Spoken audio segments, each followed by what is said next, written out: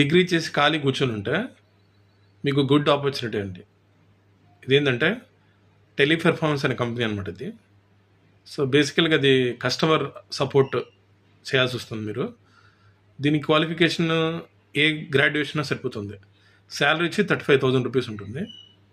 So మీకు relocation bonus వచ్చి 10,000 rupees ఉంటుంది. సపోజ్ మీరు వైజాగ్లో ఉన్నారనుకోండి, హైదరాబాద్కి మీ జాబ్ కోసం వస్తే వైజాగ్ నుంచి హైదరాబాద్కి మీకు 10,000 రూపీస్ ఇస్తాడు.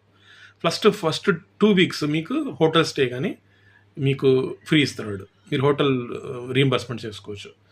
సో మీకు ఆఫ్టర్నూన్ లంచ్ కూడా ఉంటుంది.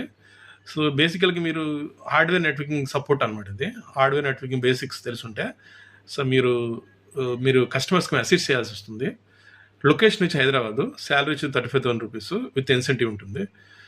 ఎవరైతే ఖాళీ కూర్చున్నారో వాళ్ళు ఏదో ఒకటి జాబ్ చేయాలి కదా, చేయకుంటే మరి ఎలాగా? ఏదో ఒకటి చేయాలనుకున్న వాళ్ళకి ఎవరైనా బీటెక్ అయినా బీఎస్సీ అయినా ఏ గ్రాడ్యుయేషన్ అయినా బెస్ట్ ఆపర్చునిటీ అనమాట.